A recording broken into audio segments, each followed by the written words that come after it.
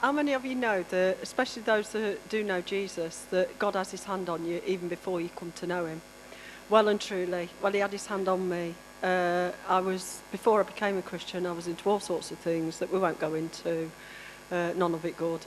And I had a knock on the door one day. I was married, 2 children. I had a knock on the door, and it was 2 Jehovah's Witnesses there.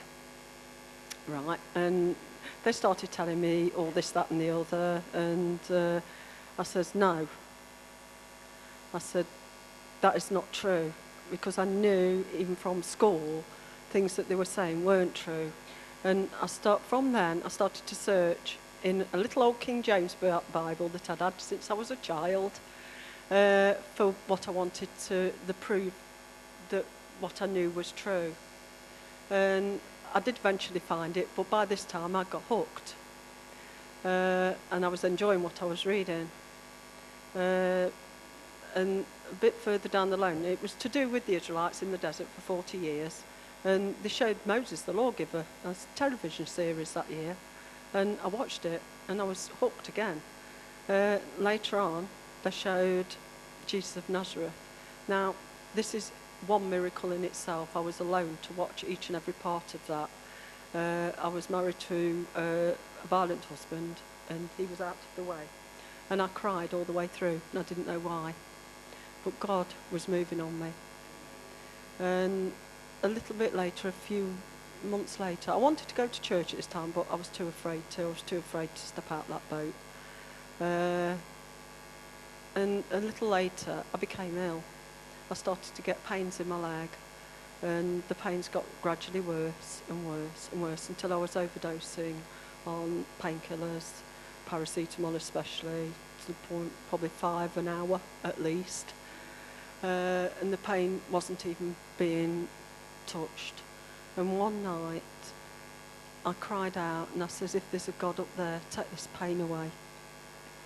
Within 36 to 48 hours, that pain had completely gone. And again, I knew that God had answered that prayer, and I wanted to go to church again. Now, a couple of days later, I had a knock on my door, and it was the local vicar, and he invited me to something called Little Church, which was for mothers with toddlers, and they had coffee morning, and he invited me to go. And I went, and I thoroughly enjoyed it, and it was like I'd come home. During this time, I started to go regularly from there on a Sunday, but I still didn't understand, and I knew that there was still something missing, and I was still searching. Well, during the next few months, I got all sorts of things going on, until one night, the vicar came round in the afternoon, and he knew I was searching, and he just put A Journey into Life in my hands. And it's just a little booklet that tells about salvation. As soon as he left, I started to read that book, and it was like somebody just putting a light on. And I gave my life to the Lord on that day. Now, a few months later, and this is another miracle of God, that I'd got this swelling on my leg. I'd not asked God to heal me, I just asked him to take the pain away. And I'd still got this swelling on my leg. And I just ignored it, as you do. I just buried my head in the sand. And one day, I was at my grandma's actually, and my mum just happened to be there, and my skirt rode up a little bit, and she saw it. And she packed me straight off to the doctor's, and he sent me straight for x-rays and blah, blah. He says, I'll phone me in a week, I'll have the results.